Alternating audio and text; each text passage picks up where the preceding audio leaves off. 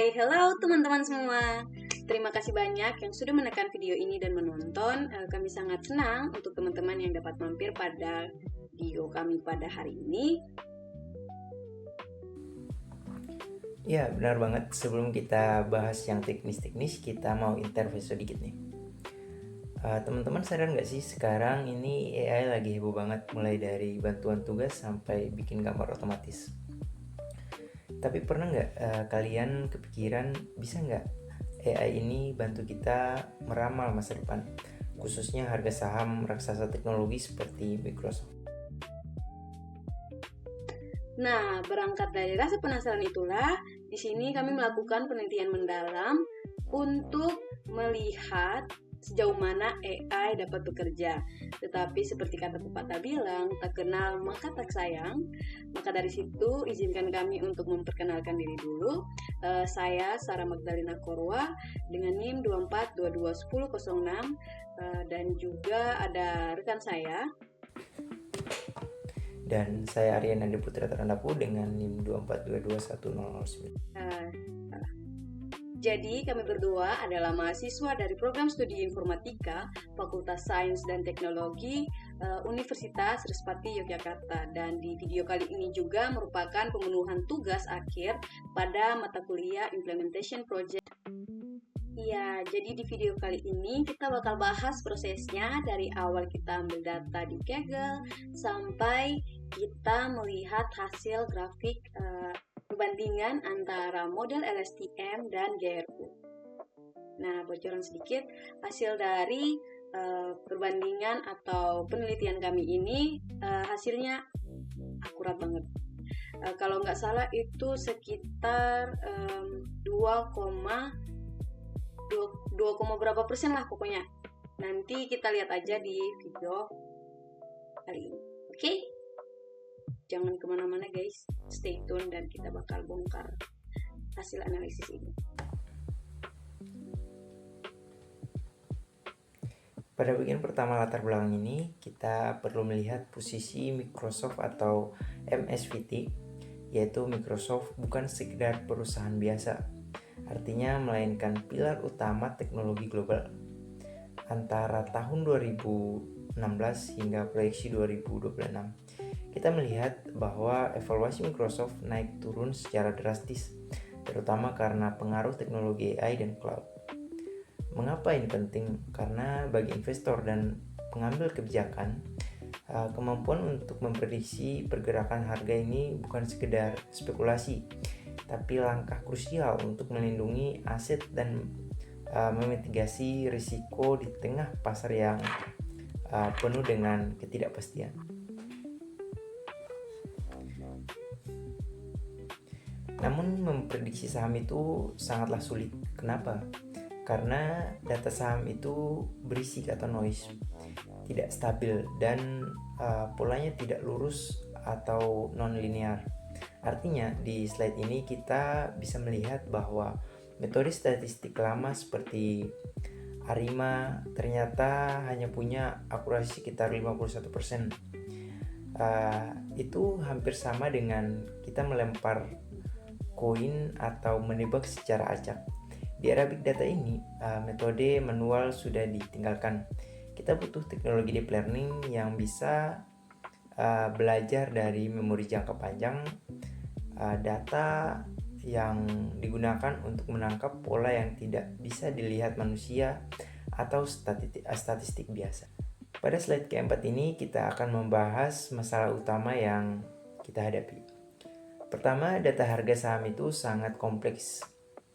Ia tidak bergerak lurus atau non-linear dan penuh dengan noise atau gangguan pasar yang tidak terduga. Artinya masalah yang dapat dihadapi masalah keduanya adalah metode statistik lama seringkali tidak mampu mengejar ketertinggalan prediksi atau log. Selain itu, secara teknis, model AI standar sering kehilangan ingatan saat memproses data jangka panjang yang kami buat sebagai vanishing gradient. Inilah tantangan besar yang Sebagai jawaban atas masalah di atas tadi, pada slide ini kami merangkum tujuan utama dari penelitian kami. Nah, tujuan pertama kami adalah analisis komparatif yang dimana kami ingin mengadu dua arsitektur hebat yaitu LSTM dan GRU untuk melihat mana yang lebih tangguh dalam menghadapi data saham Microsoft selama 10 tahun terakhir. Lalu yang kedua, kami tidak hanya menebak atau asal-asalan menebak, tapi kami juga melakukan evaluasi matrik.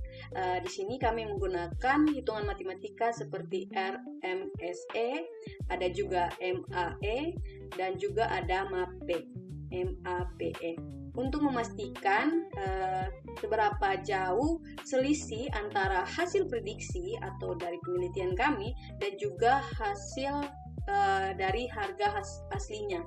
Lalu pada tujuan yang ketiga, yaitu penelitian ini juga ingin mengoptimasi pendekatan univariat, di mana kami ingin membuktikan bahwa dengan melihat harga penutup atau close price saja, model AI ini dapat memberikan prediksi yang sangat akurat tanpa perlu indikator tambahan yang rumit. Nah, lalu yang terakhir, di sini tujuan kami akhirnya adalah identifikasi model yang terbaik. Nah, di sini kami ingin menemukan arsitektur mana yang paling stabil dan efisien untuk membantu investor atau penanam modal yang lainnya untuk mengambil keputusan finansial di masa depan nantinya. Sekarang kita akan masuk ke bagian teknisnya, yaitu metodologi. Nah, bagaimana kami mengolah datanya? Yang pertama yaitu sumber data yang kami gunakan ini adalah data riwayat saham Microsoft selama 10 tahun, mulai dari 2016 hingga tahun 2026 pada bulan Januari. Nah, di sini juga kami mengambil datanya dari Kaggle. Nah, ini merupakan data referensi yang sudah sangat-sangat bersih ya, karena sudah di-up di Kaggle. Lalu yang kedua itu untuk pembersihan datanya, kami menggunakan teknik backward folding yang dimana tujuannya agar jika ada data yang bolong atau yang hilang, urutan waktunya tetap nyambung dan tidak terputus. Lalu yang ketiga adalah normalisasi. Nah, di mana di bagian ini adalah bagian yang paling krusial. Di sini kami mengubah angka harga saham yang ratusan dolar itu menjadi skala 0 sampai 1 atau biner. Nah, kenapa? Agar model AI ini dapat lebih stabil dan juga tidak kaget gitu saat menghitung angka-angka yang besar nantinya.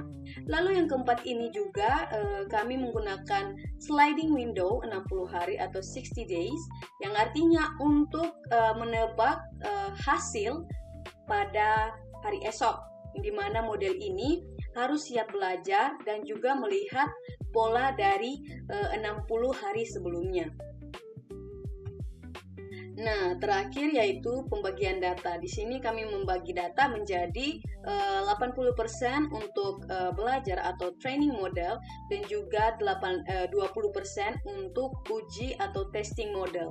Yang dimana di sini penting untuk dicatat bahwa data ini tidak kami acak agar tetap urutannya tepat dan juga untuk aslinya itu tetap ada gitu. Data anjing. Pertama, sumber data. Kami tidak menggunakan data sembarangan, melainkan data set atau data yang berasal dari Kaggle yang sudah melalui proses pembersihan sehingga sangat akurat untuk riset finansial. Kemudian yang kedua, aksesibilitas. Kami mencantumkan link langsung ke dataset tersebut agar Bapak Ibu penguji atau peneliti lain bisa memverifikasi integritas data yang kami gunakan. Kemudian yang ketiga, kami mengenai platform. Seluruh proses pelatihan model LSTM dan GRU dilakukan di Google Colab. Ini penting karena platform tersebut menyediakan tenaga komputasi yang stabil untuk menjalankan algoritma deep learning kami tanpa kendala teknis. Baik, pada slide ini saya akan menjelaskan terkait model pertama yang kami gunakan pada penelitian kami, yaitu LSTM. Jika teman-teman melihat pada gambar di samping, LSTM ini memiliki struktur yang sangat detail. Nah, di sini LSTM mempunyai 3 pintu atau gates, tetapi poin pentingnya adalah cell state. Nah, cell state ini adalah jalur di bagian atas yang berfungsi sebagai memori jangka panjang untuk menyimpan informasi penting dari masa lalu saham Microsoft. Nah, di sini juga kita bisa melihat hitungan matematika di balik LSTM. Sederhananya, LSTM memiliki kan 3 pintu nih. Nah, pintu yang pertama adalah forget gates atau pintu forget yang berfungsi untuk memutuskan harga masa lalu mana yang sudah tidak relevan. Lalu pintu yang kedua yaitu input gates atau pintu input yang dimana berfungsi untuk memasukkan harga tren baru, lalu hasilnya itu akan disimpan ke dalam cell state tadi atau memori utama pada model ini. Nah, dengan gerbang-gerbang inilah LSTM dapat memutuskan kapan ia harus mengingat kenaikan harga atau melupakan fluktuasi harian yang tidak benar. Ilmiah yang benar. Selanjutnya di slide ke-8 adalah model GRU. Bisa kita lihat pada gambar strukturnya jauh lebih sederhana daripada LSTM, karena GRU hanya punya 2 gerbang, yaitu strukturnya lebih ringkas. GRU memiliki parameter yang lebih sedikit, artinya model ini belajar lebih cepat dan lebih efisien secara hitungan komputer. Dalam penelitian ini, penyederhanaan ini justru membantu model untuk lebih fokus pada pola utama harga saham Microsoft tanpa perlu terganggu oleh noise maupun gangguan pasar yang kecil-kecil. Untuk GRU rumusnya jauh lebih simpel. Ia hanya punya 2 pintu utama. Gerbang update langsung memutuskan apa yang harus diingat dan dilupakan sekaligus, sementara gerbang reset mengatur ulang memori agar model bisa cepat beradaptasi dengan perubahan harga yang tiba-tiba. Inilah mengapa GRU lebih cepat dan efisien.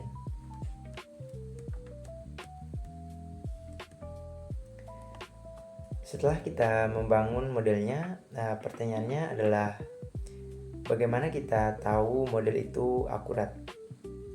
Nah, di slide ke-9 ini ada 3 alat ukur atau matrik utama yang kami gunakan. Nah, yang pertama itu ada RMSE, yaitu rumus ini yang sangat unik karena ia menguadratkan selisih harga gunanya supaya kita bisa tahu seberapa besar kesalahan model saat harga saham sedang bergejolak parah. Kalau angka RMSE-nya kecil, berarti model kita sangat handal. Kemudian yang kedua itu ada MAE atau MAE. Ini adalah cara paling simpel untuk melihat error dalam bentuk uang. Ia memberi tahu kita secara rata-rata berapa dolar selisih antara tebakan model dengan harga aslinya. Kemudian yang ketiga yang paling penting dalam penelitian ini adalah MAPE. Kenapa penting? Karena harga Microsoft itu berubah sangat jauh dari harganya cuma $50 sampai jadi $400 di tahun 2026. Dengan MAPE kita melihat error dalam bentuk persentase, jadi penilaian kita tetap adil dan konsisten meskipun harga sahamnya sudah naik berkali-kali lipat. Dan itulah ketiga matriks ini yang akan membantu, dan itulah ketiga matriks ini yang akan menentukan siapa pemenangnya, LSTM atau GRU.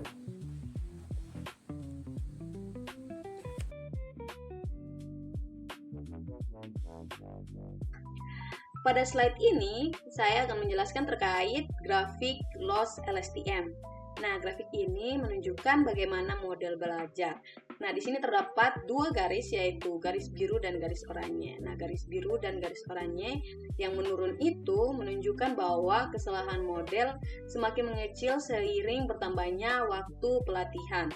Nah, di sini juga LSTM cukup stabil, namun kita akan melihat bagaimana performanya saat menebak harga aslinya. Oke, nah untuk itu kita akan lanjut ke slide berikutnya.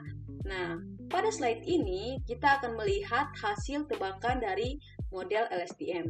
Teman-teman dapat memperhatikan terdapat garis merahnya.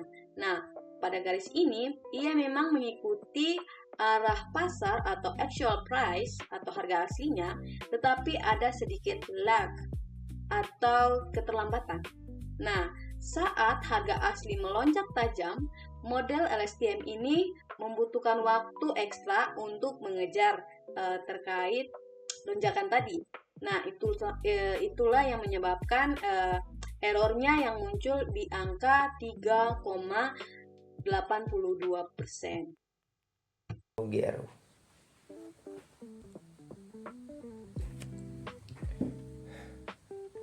Sekarang kita bandingkan dengan loss GRU di slide ke-12. Karena GRU itu pintunya lebih sedikit, ia belajar lebih gesit. Grafiknya menunjukkan penurunan error yang lebih mulus, yang artinya model ini lebih cepat menemukan pola kunci dalam data saham Microsoft tanpa bingung oleh gangguan pasar.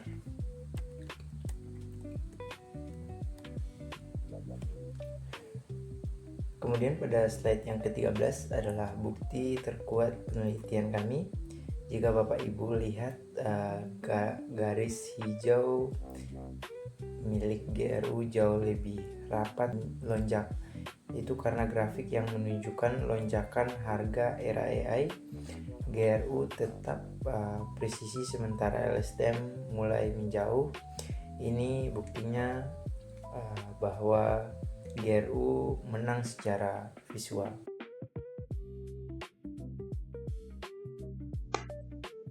Terakhir, pada slide ini adalah rangkuman angka dari sistem yang sudah kami buat, dan dari penelitian ini terdapat hasil evaluasi akhir yang menunjukkan bahwa model GRU memang menang di atas semua kategori yang ada.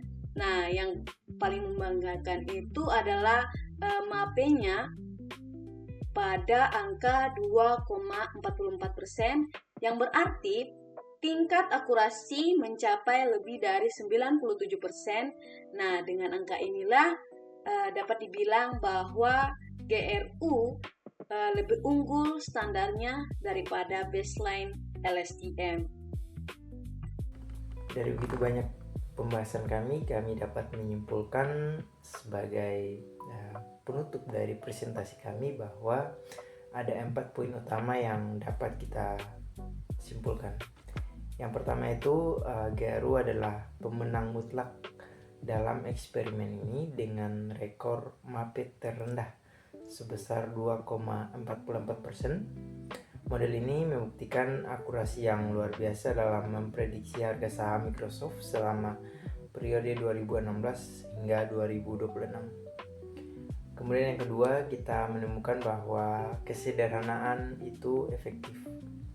Karena strukturnya lebih ringkas, GRU tidak mudah bingung oleh gangguan pasar atau noise dibandingkan LSTM yang lebih kompleks. Kemudian yang ketiga, penelitian ini membuktikan bahwa pendekatan univariat atau hanya memakai harga penutupan. Artinya metode yang sangat efisien dan bisa andalkan oleh para investor untuk memitigasi risiko investasi. Kemudian yang keempat, terakhir itu pengembangan ke depan. Kami menyarankan untuk pengguna model yang lebih canggih lagi seperti Transformers atau menambahkan analisis sentimen dari berita-berita dunia agar model bisa memproses kejadian global secara real time. Demikian presentasi kami. Demikian presentasi dari kelompok kami. Terima kasih atas perhatiannya. Sampai jumpa di video selanjutnya.